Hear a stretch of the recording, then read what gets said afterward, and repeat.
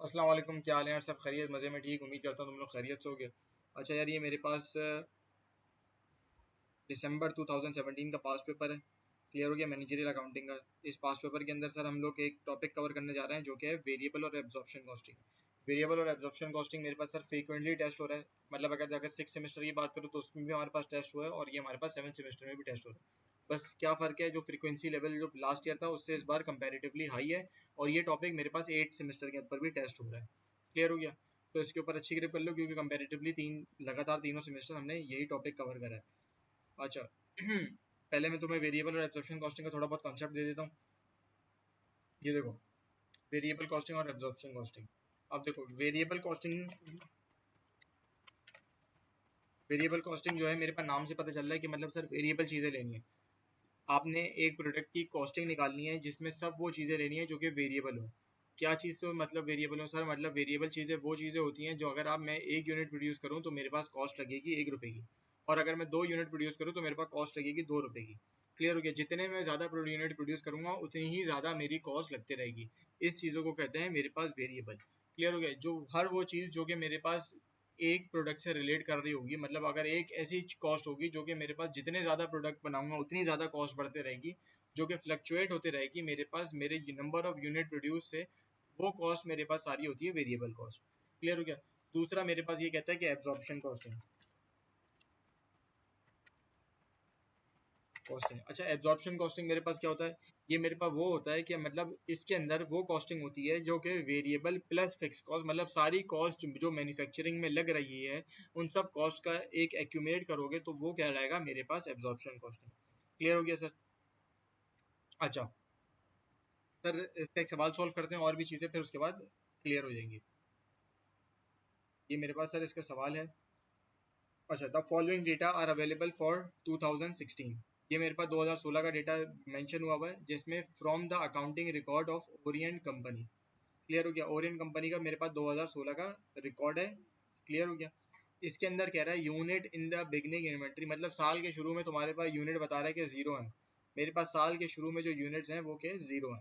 अच्छा, unit during the year आपने produce करे कितने? मैंने बोला ड्यूरिंग द ईयर मैंने यूनिट प्रोड्यूस करे। कितने यूनिट प्रोड्यूस करे सर? 20,000 यूनिट मैंने प्रोड्यूस करे।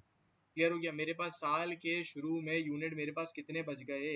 मतलब देखो, साल के शुरू में तुम्हारे पास 0 यूनिट थे। क्लियर हो गया? उसमें तुमने 20,000 यूनिट और प्रोड्यूस करे। क्लियर हो गया? तो मतलब 0 + 20,000 मेरे पास टोटल 20,000 यूनिट है।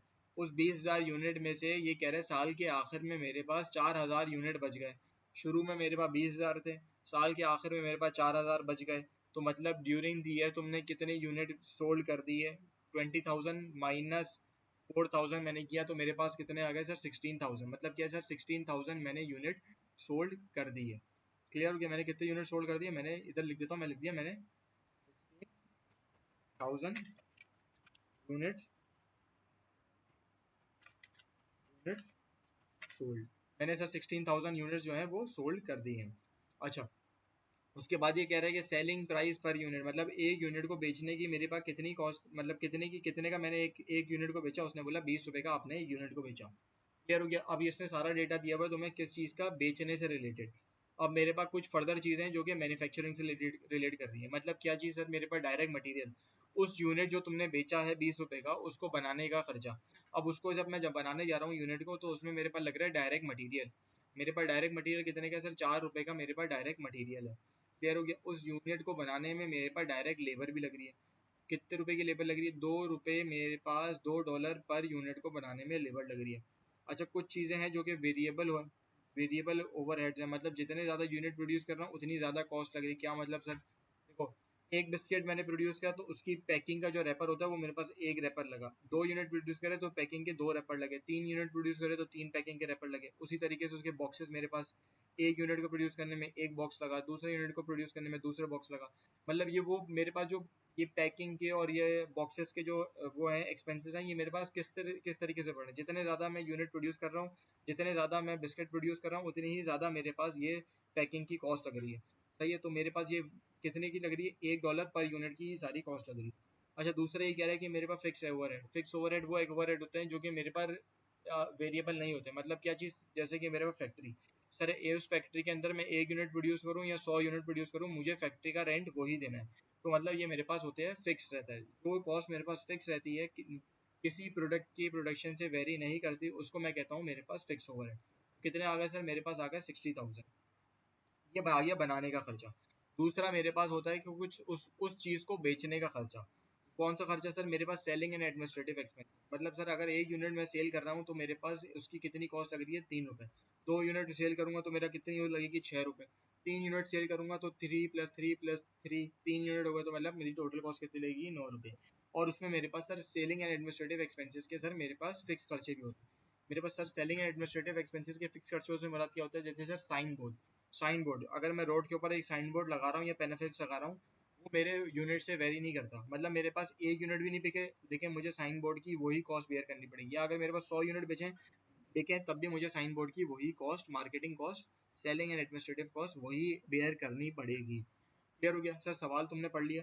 अब आ जाओ इसके रिक्वायरमेंट के ऊपर। अब ये कहता क्या है? कंप्यूट कंप्यूट करना है per unit cost per unit. Sir क्या निकालना है? पर यूनिट क्या निकालना है? यूजिंग एब्जॉर्प्शन और वेरिएबल कॉस्टिंग। मतलब पर यूनिट की तुमने कॉस्ट निकालनी है। कॉस्ट निकालनी है किसके थ्रू निकालनी है? एब्जॉर्प्शन के और वेरिएबल कॉस्टिंग के थ्रू पर यूनिट की कॉस्ट निकालनी है। क्लियर हो गया? मैं तुम्हें बता चुका हूँ। वेरिएबल के अंदर हर वो चीज शामिल करना जो कि मेरे पास वेरिएबल हो, और फिक्स कॉस्ट के अंदर, एब्जॉर्प्शन के अंदर हर वो चीज करना जो कि मेरे को बनाने के अंदर फिक्स खर्चा भी लग रहा हो। क्लियर है? अच्छा, सेलिंग एडमिनिस्ट्रेटिव एक्सपेंसेस मेरे पास आ गया जो कि मेरे पास कुछ है उसमें से वेरिएबल और मेरे पास फिक्स ओवरहेड। मेरे पास उसमें बोला सेकंड रिक्वायरमेंट पार्ट बी कह रहा है कि आपने इनकम स्टेटमेंट बनानी है यूजिंग एब्जॉर्प्शन और वेरिएबल कॉस्टिंग के थ्रू बनानी है। क्लियर हो गया सर? सवाल इजी है, इसको एक्सेल के ऊपर ले जाते हैं, उसके बाद इसको सॉल्व करते हैं।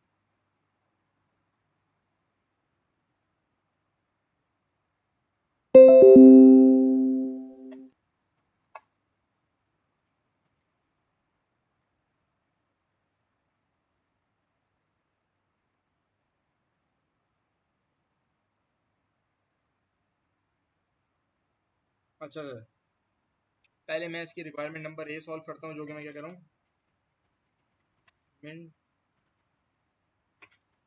Number A. सर पहले इसकी पहली रिक्वायरमेंट सॉल्व करते हैं, जो कि मेरे पास किस चीज़ से रिलेट कर रही है? क्या चीज़? उसने बोला कॉस्ट पर यूनिट। क्या निकालना है सर? आपने निकालना है कॉस्ट पर यूनिट निकालना है। उसने किस तरीके की रिक्वायरमेंट नंबर क्या रही? Cost per unit. किस तरीके की कॉस्ट निकालनी है? उसने बोला दो चीज़ों के थ्रू निकालनी है। एक तो क्या रहा है कि वेरिएबल कॉस्टिंग के थ्रू निकालनी है, वेरिएबल कॉस्टिंग के थ्रू निकालनी है। दूसरा ये कह रहा है क्या चीज़? एब्सॉर्प्शन।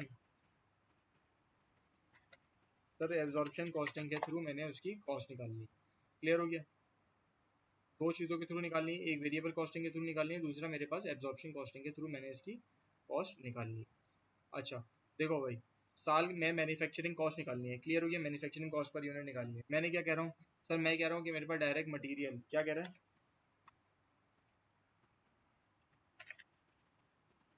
सर? मुझे बनाने में डायरेक्ट मटेरियल लग रहा है, मुझे बनाने में सर डायरेक्ट लेबर लग रहा है, मुझे बनाने में सर क्या लग रहा है? वेरिएबल ओवरहेड लग रहा है, वेरिएबल। सर मुझे बनाने में एक यूनिट को प्रोड्यूस करने में वेरिएबल ओवरहेड लग रहे हैं, और मेरे पास क्या लग रहा है? फिक्स ओवर हेड लग रहा है। क्लियर हो गया? डायरेक्ट मटेरियल की मेरे पास एक यूनिट को प्रोड्यूस कराने में मेरे पास डायरेक्ट मटेरियल कितना लग रहा है? सर मेरे पास 4 लग रहा है। वेरिएबल कॉस्टिंग के अंदर आप 4 ऐड कर दोगे। मेरे पास डायरेक्ट लेबर पर यूनिट बनाने में कितना खर्चा हो रहा है? सर मैं इधर लिख देता हूँ पर यूनिट। देखो याद रखना ये क्या कह रहा है? Per unit. इसको तुम रखना, ये पर यूनिट बोला तो आपने भी इसको चीज़ें पर यूनिट इस तरीके से सॉल्व करनी है। पर यूनिट आपने निकालना है। क्लियर हो गया?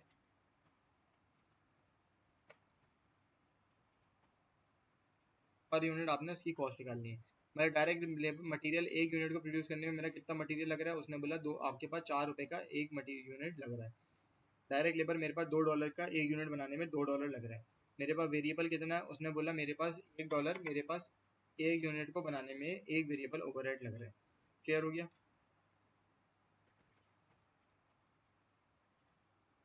अच्छा, अब मैं आ जाता हूँ थोड़ा बहुत फिक्स की तरफ, एब्जॉर्प्शन कॉस्टिंग की तरफ। एब्जॉर्प्शन कॉस्टिंग क्या कहता है? मेरे पास मैन्युफैक्चरिंग निकालनी है कॉस्ट। एक यूनिट को बनाने में मेरे पास डायरेक्ट मटेरियल एब्जॉर्प्शन के अंदर भी 4 लगेगा। मेरे पास डायरेक्ट लेबर भी मेरे पास 2 लगेगी एब्जॉर्प्शन कॉस्टिंग के अंदर ही। मेरे पास वेरिएबल ओवरहेड भी कितने लगेगा? मेरे पास सर वेरिएबल ओवरहेड भी 1 लगेगा। लेकिन सर मेरे पास एब्जॉर्प्शन कॉस्टिंग के अंदर ये कहता है कि आपके पास फिक्स ओवरहेड की कॉस्ट भी शामिल होगी। क्या लगेगी मेरे पास सर? फिक्स ओवरहेड की कॉस्ट भी शामिल होगी। अब ये कह रहा है कि मेरे पास फिक्स ओवरहेड की कॉस्ट कितने बता रहा है, उसने बोला आपके पास फिक्स ओवरहेड कितनी आ रही है। मैं लिख रहा हूँ सर मेरे पास फिक्स ओवरहेड की कॉस्ट जो आ रही है, मेरे पास सर फिक्स ओवरहेड कितना आ रहा है, मैं थोड़ा इस साइड पे कर लेता हूँ सर। मेरे पास फिक्स ओवरहेड कितना आ रहा है, उसने बोला सर फिक्स ओवरहेड आपके पास आ रहा है 60,000। अब देखो मेरा खर्चा जो लग रहा है फिक्स ओवरहेड का वो लग रहा है 60,000। अब ये 60,000 मेरा कितना यूनिट प्रोड्यूस करने में लगा, तो मैंने लिख दिया सर मेरे पास यूनिट प्रोड्यूस, सर मेरे पास कितने यूनिट प्रोड्यूस करे तो मेरे पास 60,000 बने, तो मैंने बोला सर मेरे पास 20,000 यूनिट प्रोड्यूस करे तब मेरे पास फिक्स कॉस्ट लगी कितनी, उसने बोला 20,000। और 20,000 यूनिट प्रोड्यूस करे तो जिसकी वजह से मेरे फिक्स कॉस्ट लगी कितनी, 60,000। अब मैं लिख रहा हूँ क्या क्या चीज़, कॉस्ट पर यूनिट। उसने बोला क्या चीज़, fix cost per unit. Fix cost per unit कितनी आ रही है मेरे पास सर, मेरे पास 60,000 डिवाइडेड बाय 20,000 तुम करोगे तो मेरे पास पर यूनिट की कॉस्ट आ जाएगी। देखो total unit, total cost, total unit, total cost को डिवाइड कर दो नंबर ऑफ यूनिट्स और पर यूनिट की तुम्हारे पास कॉस्ट निकल कर आ जाएगी। तो ये मैंने क्या किया था, मैं यहाँ पे लिख भी देता हूँ, मैंने किया है sir 60,000 divided by 20,000। Sir 60,000 divided by 20,000 किया तो मेरे पास पर यूनिट की कॉस्ट आ गई जो कि कितनी है, उसने बोला 3 पर यूनिट। तो मैं यहाँ पर सर इसको लिंक कर देता हूँ, फिक्स कॉस्ट मेरे पास फिक्स ओवरहेड की जो कॉस्ट थी 3 रुपये, तो मैंने इससे यहाँ से लिंक कर दिया। क्लियर हो गया? देखो फर्क समझे अब तुम, मेरे पास वेरिएबल कॉस्ट के अंदर हर वो कॉस्ट शामिल होगी जो कि डायरेक्ट मटेरियल, डायरेक्ट लेबर और वेरिएबल। एब्जॉर्प्शन कॉस्टिंग के थ्रू तुम निकाल लो तो मेरे पास क्या लगेगा, उसने बोला मेरे पास डायरेक्ट मटेरियल, डायरेक्ट लेबर, मेरे पास वेरिएबल ओवरहेड और सर मेरे पास फिक्स ओवरहेड लगेंगे। क्लियर हो गया? वेरिएबल प्लस फिक्स मेरे पास दोनों लगेंगे। क्लियर हो गया सर इन चीज़ों को? यहाँ पे मैं इसको ऐड कर लेता हूँ इन सबकी कॉस्ट, यहाँ और यहाँ पर भी मैं इन सबकी कॉस्ट ऐड कर लेता हूँ। क्लियर हो गया? मैंने जब वेरिएबल की कॉस्ट ऐड करी तो मेरे पास सर कितनी बन रही है, सर मैंने जब वेरिएबल की कॉस्ट ऐड करी तो मेरे पास बन रही है कितनी, उसने बोला 7 रुपये, 7 रुपये पर यूनिट कॉस्ट लग रही है मैन्युफैक्चरिंग एक यूनिट को प्रोड्यूस करने में। और एब्जॉर्प्शन की जब मैंने कॉस्ट चेक करी तो मेरे पास कितनी लग रही है, 10 रुपये पर यूनिट लग रही है एक यूनिट को प्रोड्यूस करने के अंदर। क्लियर हो गया सर? इसको सवाल को इसको कॉपी कर लो, फिर मैं रिक्वायरमेंट नंबर बी की तरफ चलता हूँ।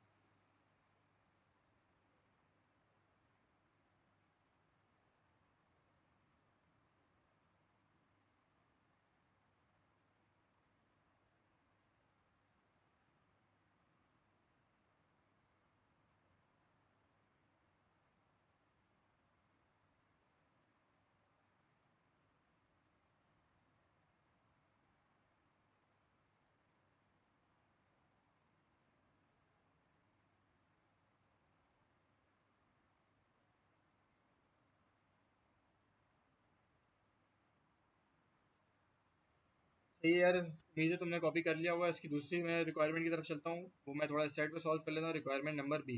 अब मेरे पास रिक्वायरमेंट नंबर बी क्या कह रहा है,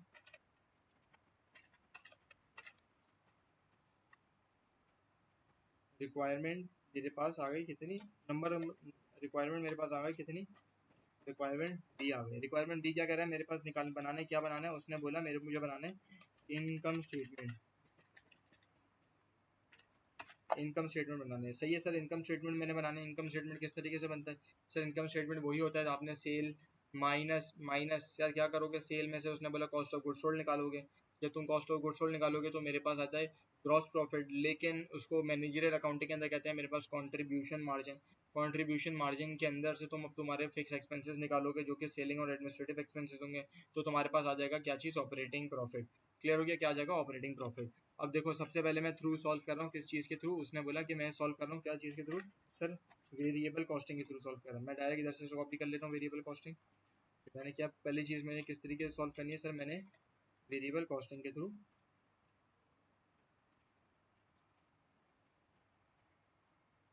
सर मैंने पहले वेरिएबल कॉस्टिंग के थ्रू सॉल्व करनी है। अब देखो मैंने कितने यूनिट सोल्ड करे, सर क्या लिखा है मैंने कितने यूनिट सोल्ड करे, क्या लिखा है सर, मैंने unit sold 16,000। Sir 16,000 unit sold किस तरीके से पता चले, ड्यूरिंग द ईयर तुमने जब 20,000 बनाए, सर जब तुमने 20,000 यूनिट ड्यूरिंग द ईयर मैंने एक प्रोड्यूस करे और साल के आखिर में मेरे पास 4,000 यूनिट बच गए, तो मतलब जाहिर सी बात है कि ड्यूरिंग द ईयर तुमने 16,000 यूनिट बेच दिए होंगे। तो ये भी वही कह रहा है कि तुमने 16,000 सेल मेरे पास कितनी कर रहा हूँ मैं सर, 16,000 यूनिट मैंने बेचे। पर यूनिट की कॉस्ट कितनी थी सर, 20 थी, तो मैंने मल्टीप्लाई करूंगा 16,000 मल्टीप्लाई बाय 20। कितनी हो गई सर मेरे पास 16,000 मल्टीप्लाई बाय 20, तो यहाँ पे मैं लिखूंगा is equal to 16,000 multiply by 20, मेरे पास कितने आ गए 3,32,000। मैंने सर यहाँ लिख दिए इन डॉलर्स, इन डॉलर जो भी मेरी आ रही है इस कॉस्ट में आ रही है। क्लियर हो गया। मैंने 16,000 मल्टीप्लाई बाय 20, मेरे पास एक यूनिट को सेल करने के अंदर मेरे पास टोटल 16,000 यूनिट, एक यूनिट को सोल्व करने की कॉस्ट जो सेलिंग प्राइस जो थी एक यूनिट को बेचने की वो थी 20 रुपये। मैंने 16,000 यूनिट सेल करे तो मतलब मेरे पास टोटल सेल्स कितने की हो गई 3,20,000 रुपये की। अब मैं यहाँ लिखता हूँ सर मेरे पास cost of good sold, cost of good sold तुम किस तरीके से निकालते हो, उसमें लिखते हो तुम्हारे पास ओपनिंग यूनिट्स। क्लियर हो गया। मैं ओपनिंग की जगह सर सिर्फ ओपी लिख देता हूँ, मेरे पास ओपनिंग यूनिट आ गए। ठीक है भाई, ओपनिंग यूनिट्स आ गए।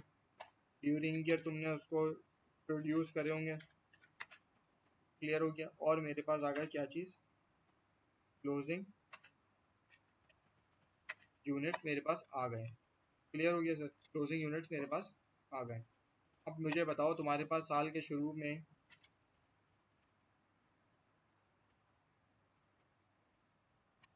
साल के शुरू में सर तुम्हारे पास ओपनिंग यूनिट्स कितने पड़े हुए थे। सर सवाल में ऊपर मेंशन है, क्या मेंशन है सर मेरे पास सवाल में ऊपर क्या मेंशन है, सवाल में ऊपर क्या मेंशन है सर, सवाल में ऊपर मेंशन है कि तुम्हारे पास साल के शुरू में ओपनिंग यूनिट्स कितने पड़े हुए थे। मैंने बोला 20,000 यूनिट। ओपनिंग यूनिट जो थे सर मेरे पास कितने थे, zero. Units in the beginning inventory मेरा ऊपर लिखा हुआ है, सबसे ऊपर वाली लाइन पढ़ो, units in the beginning inventory कितने थे, जीरो। तो मैं यहाँ पे भी लिख दूंगा units in the beginning inventory मेरे पास कितने थे, जीरो। तो मैंने सिंपली यहाँ पे क्या लिख दिया, zero. Unit produce during the year, तुमने यूनिट प्रोड्यूस करे किस ड्यूरिंग ईयर कितने, तो लिख दिया कि सर ड्यूरिंग द ईयर आपने यूनिट प्रोड्यूस करे कितने, 20,000 यूनिट मैंने प्रोड्यूस करे। और एक यूनिट को प्रोड्यूस करने की कॉस्ट जो थी मेरे पास वेरिएबल कॉस्टिंग के थ्रू, वेरिएबल कॉस्टिंग के थ्रू कितनी थी, उसने बोला 7 थी। कितनी थी, 7 थी। तो मैंने क्या करूँगा सर 20,000 मल्टीप्लाई बाय 7, कितना हो जाएगा सर मेरे पास, is equals to 20,000 multiply by 7, 2 7 जा 14, 1,40,000 मुझे during the year unit produce करने की कॉस्ट लगी। अब ये कह रहा है कि closing unit, closing unit sir सवाल में कितने मेंशन है, मेरे कितने क्लोजिंग यूनिट्स लग रहा है मेरे पास सर, कितने लग रहा है, उसने बोला 4,000 यूनिट मेरे पास साल में बच गए। बच गए कितने यूनिट बच गए साल में, 4,000 यूनिट साल के आखिर में बच गए। और एक यूनिट की कॉस्ट कितनी थी, 7 रुपये थी वेरिएबल कॉस्टिंग के थ्रू। तो मैं यहाँ पे भी करूँगा कितनी, 4,000 मल्टीप्लाई बाय 7, कितनी आ गई सर मेरे पास, 28,000। अब फर्क थोड़ा ट्विस्ट इतना है मेरे पास, यहाँ पे मैं लिखता हूँ उसको माइनस में, किस चीज़ में, माइनस में। अब मेरे पास सर मेरे पास opening cost, opening units plus during the year unit जो प्रोड्यूस हुए हैं और लेस करता हूँ मैं क्लोजिंग यूनिट, तो मेरे पास आ जाती है क्या चीज़, मेरे पास क्या जाती है, मतलब ड्यूरिंग द ईयर तुमने ओपनिंग यूनिट प्लस करूंगा मैं during the year unit produce, और उसमें से मैं लेस करूंगा क्या चीज़, मेरे पास क्लोजिंग यूनिट्स। मैंने वही किया। क्लियर हो गया, मैंने भी वही किया। मेरे during the year unit opening कितने थे, ड्यूरिंग द ईयर तुमने कितने परचेज करे, और मेरे पास लेस करे ड्यूरिंग द ईयर तुम्हारे पास यूनिट कितने बच गए। क्लियर हो गया। तो मेरे पास कॉस्ट ऑफ गुड्स सोल्ड कितना आ गया, मेरे पास आ गया क्या चीज़, 1,12,000। क्लियर हो गया। अच्छा, इसके अंदर सर एक चीज़ थोड़ा सा और ट्विस्ट है, मेरे पास सेलिंग और एडमिनिस्ट्रेटिव एक्सपेंसेस जो होते हैं ना मेरे पास वेरिएबल, ये मैं उसमें ये भी ऐड करता हूँ। मतलब सर ये वो खर्चा है जो कि 7 रुपये मेरे पास मैन्युफैक्चरिंग का खर्चा है, और मेरे पास 3 रुपये उसको बेचने का खर्चा है। तो अगर तुम जहाँ चाहो यहाँ पे भी लिख सकते हो, और अगर यहाँ चाहो सेलिंग,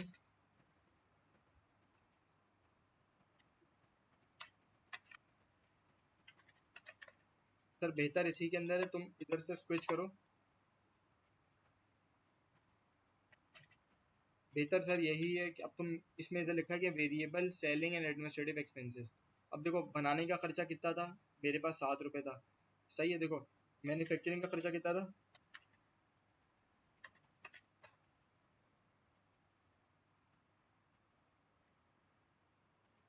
यहाँ पे लिख देना सर मेरे पास वेरिएबल मैन्युफैक्चरिंग का खर्चा कितना था, मेरे पास सर वेरिएबल मैन्युफैक्चरिंग का खर्चा था सर कितने रुपए, आपके पास कितना था वेरिएबल मैन्युफैक्चरिंग का खर्चा, 7 रुपये था।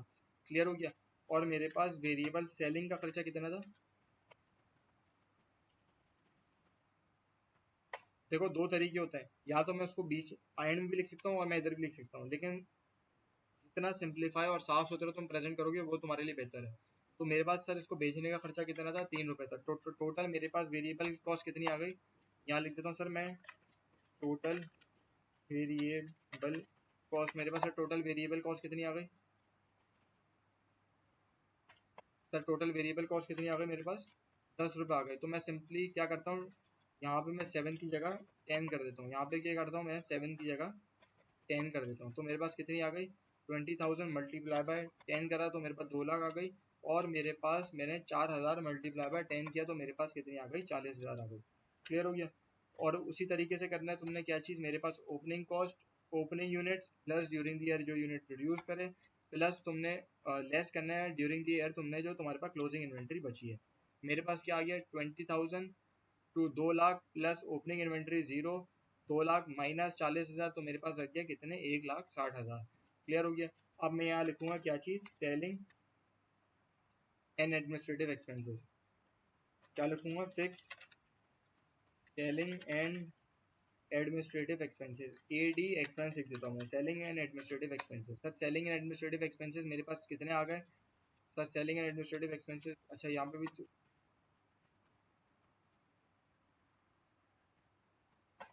सर सेलिंग एडमिनिस्ट्रेटिव एक्सपेंस, नहीं नहीं सर, अभी सेलिंग एडमिनिस्ट्रेटिव यहाँ पे मेरा और दूसरी चीज़ क्या आएगी, मेरे पास आएगा contribution margin. Contribution margin, contribution margin, contribution margin, contribution margin किस तरीके से निकलता है सर, तुमने सेल्स में से लेस करोगे तुम्हारे पास कितनी, मेरे पास cost of goods sold, sales में से लेस करोगे तुम्हारे पास आ जाएगी क्या चीज़, कंट्रीब्यूशन मार्जिन। अब इस कंट्रीब्यूशन मार्जिन में से तुम क्या निकालोगे, सेलिंग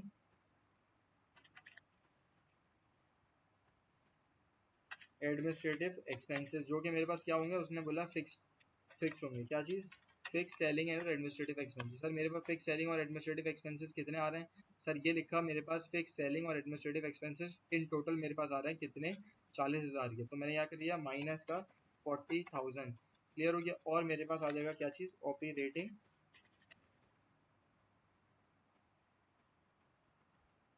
ऑपरेटिंग प्रॉफिट। क्लियर हो गया। ऑपरेटिंग प्रॉफिट सर मेरे पास कितना आ गया, मेरे पास सर 1,60,000 में से मैं माइनस करूंगा कितने, 40,000, तो मेरे पास क्या आ जाएंगे, 1,20,000। क्लियर हो गया। कितने आ गए सर, मेरे पास 1,20,000। अच्छा ये जो है ना, ये मेरे पास क्या आ गया सर, मेरे पास वेरिएबल कॉस्टिंग के थ्रू मेरे पास इनकम स्टेटमेंट का फॉर्मेट आ गया। क्लियर हो गया। अच्छा दूसरी चीज़, अब मुझे क्या बनाना है सर, इसको मैं कंट्रोल एक्स करके नीचे पेस्ट कर देता हूँ। दूसरी चीज़ सर, अब दूसरी चीज़ मुझे क्या बनानी है, मुझे यही चीज़ बनानी है, किस चीज़ के थ्रू, मुझे एब्जॉर्प्शन कॉस्टिंग के थ्रू बनानी है। सही है, मैं इसको यहाँ पेस्ट कर देता हूँ। अब मुझे वेरिएबल कॉस्टिंग के थ्रू मैं यहाँ लिख देता हूँ क्या चीज़, एब्जॉर्प्शन कॉस्टिंग। एब्जॉर्प्शन कॉस्टिंग लिख दिया सर मैंने, एब्जॉर्प्शन कॉस्टिंग के थ्रू निकालनी है, वही चीज़ रहेगी मेरे पास। सेल्स करी तुमने 1,60,000 यूनिट की, एक यूनिट को सेल करने की कॉस्ट कितनी, सेलिंग प्राइस कितनी थी, 20 रुपये थी। 1,60,000 मल्टीप्लाई बाय 20 तुम्हारे पास आ गया 3,20,000 आ गए। मेरे पास कॉस्ट ऑफ गुड्स सोल्ड भी उस तरीके से निकालोगे तो हमारे पास जो ओपनिंग यूनिट्स आ जाएंगे। क्लियर हो गया। कितने, 0 मेरे पास ओपनिंग यूनिट्स है। ड्यूरिंग दिया तुम्हें यूनिट प्रोड्यूस कितने करे, 20,000। साल के एंड में मेरे पास क्लोजिंग यूनिट्स कितने रह गए, उसने बोला 4,000। मतलब 20,000 माइनस 4,000 मतलब 16,000 तुमने यूनिट सोल्ड करे, और उसी 16,000 की तुम अपनी कॉस्ट करोगे। अब देखो मेरे पास फिक्स मैन्युफैक्चरिंग ओवरहेड की कॉस्ट कितनी है, उसने बोला ये मेरे पास फिक्स मैन्युफैक्चरिंग ओवरहेड की कॉस्ट है 10 रुपये। सर मैं इसको 10 रुपये ही रहने दूंगा, यहाँ पे मेरे पास ये ऑलरेडी 10 रुपये, तो यहाँ पे एज इट इज मेरे पास 10 रुपये आ गई है। क्लियर हो गया।